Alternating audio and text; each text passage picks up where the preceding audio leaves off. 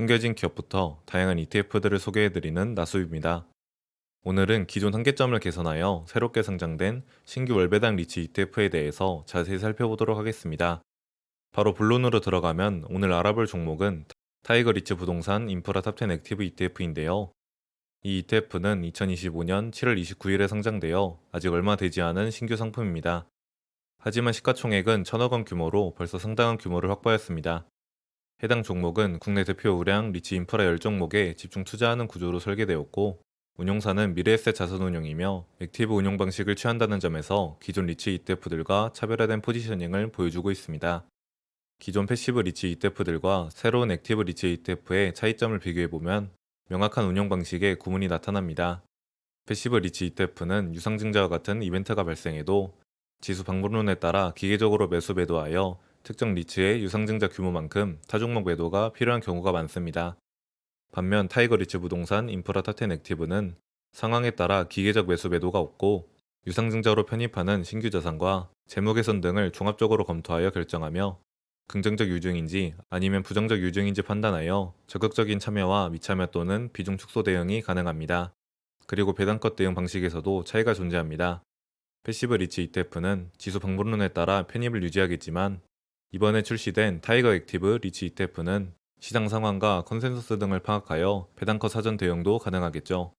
물론 포트폴리오 매니저의 판단이 다소 아쉬울 경우 단점으로 작용할 수 있는 만큼 장단점이 확실하고 이후 객관적인 평가를 통해 선택하는 것이 중요합니다. 이때 리츠 시장이 갈수록 커지면서 일반 투자자들이 모두 파악하기 힘든 복잡한 이슈들이 늘어나고 있습니다. 최근 3년간 리츠 시장에서 일어난 주요 이슈들을 보면 각종 신규 상장과 SK 리츠의 3,300억 원 유상증자, ESR 캔달 스퀘어 리츠의 1,500억 원 유상증자 등 다양한 이벤트들이 계속해서 발생하고 있어 전문적인 판단이 필요한 상황입니다.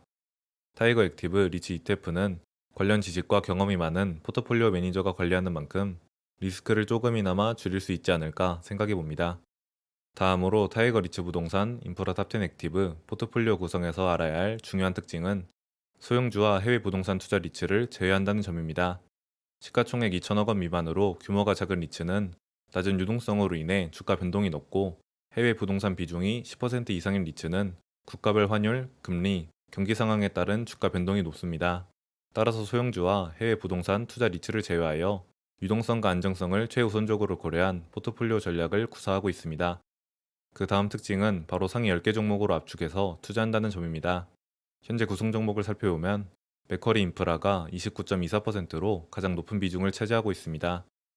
이어서 ESR 캔달 스퀘어 리츠 12.83%, SK 리츠 12.3%, 신한 알파 리츠 11.67% 등의 순으로 구성되어 있습니다.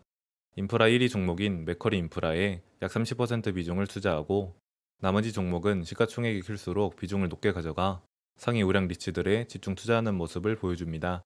구성 종목의 주요 자산을 구체적으로 분석해보면 맥쿼리 인프라는 국내 수도권과 광역시에 분산된 인프라 자산을 보유하고 있습니다.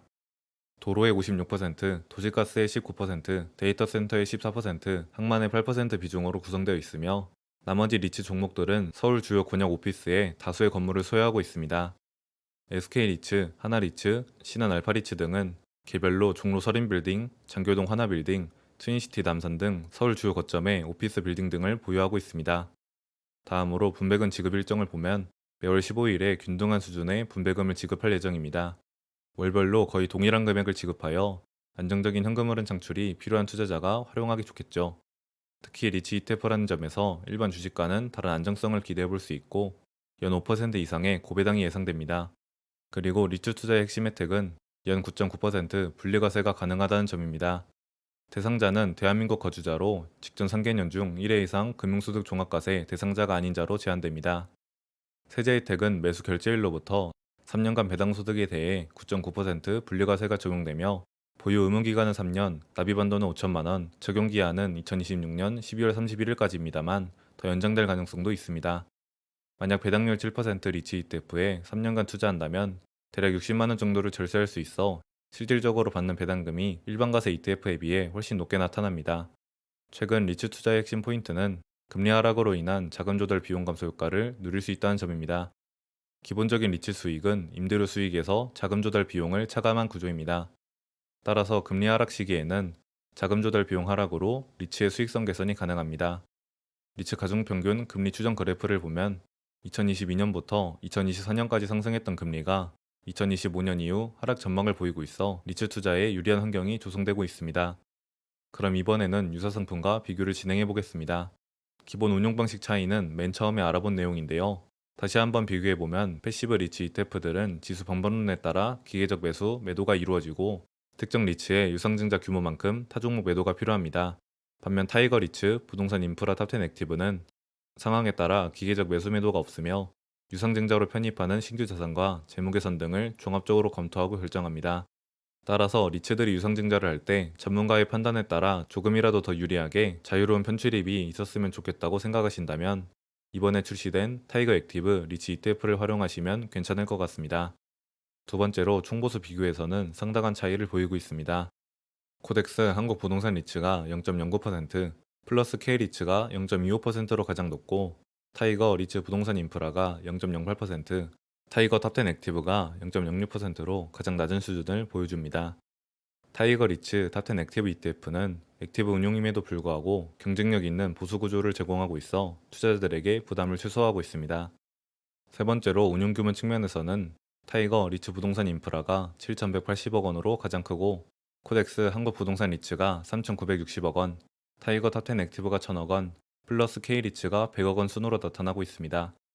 플러스 K 리츠는 규모가 너무 작은 상황이고 타이거 탑10 액티브는 신규 상장에도 불구하고 1,000억 원의 운용 규모를 확보하여 충분한 유동성과 안정성을 제공할 수 있을 것으로 예상됩니다.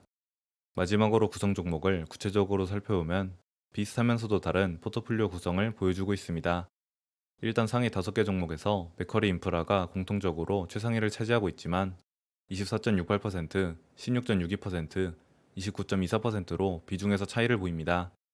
나머지 종목은 ESR 캔달, 스퀘어 리츠, SK 리츠, 신한 알파 리츠, 롯데 리츠 등이 주 구성 종목으로 포함되어 있으나 각 ETF별로 다른 비중과 순위를 나타내고 있습니다.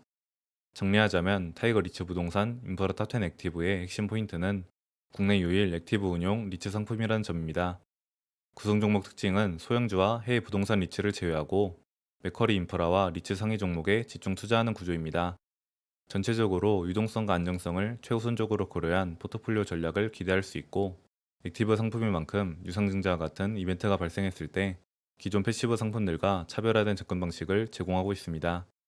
마지막으로 투자 포인트를 보면 금리 하락 시기에 리츠주 상승 기대감이 높아지고 있다는 점이 있고 매월 15일 균등한 수준의 분배금으로 안정적인 현금 흐름을 창출할 수 있으며 분리과세 혜택도 함께 누릴 수 있습니다. 또한 리츠 ETF의 특성상 만원 정도의 소액으로도 부동산 간접 투자가 가능하며 액티브 운용으로 유상증자와 같은 이벤트에 대한 효과적인 대응이 가능한 점이 주요 매력 포인트라고 할 수 있습니다. 그리고 함께 타이거 리츠 부동산 인프라 탑10 채권 혼합 액티브도 출시되어 퇴직연금에서 100% 투자가 가능하고 100%로 투자하지 않더라도 안전자산 비중 30%를 해당 종목으로 커버할 수 있습니다. 시가총액은 150억 원으로 상장된 지 얼마 지나지 않아 그리 크지는 않지만 증가 추세에 있고 총보수는 0.15% 수준입니다.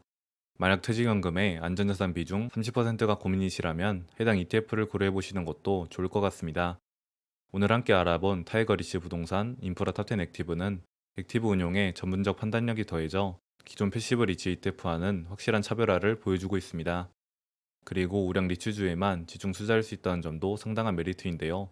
아직까지는 아무래도 신규 상장 상품인 만큼 앞으로의 운영 성과를 지켜봐야 하겠지만 현재로서는 꽤나 매력적인 구조로 설계된 것 같습니다.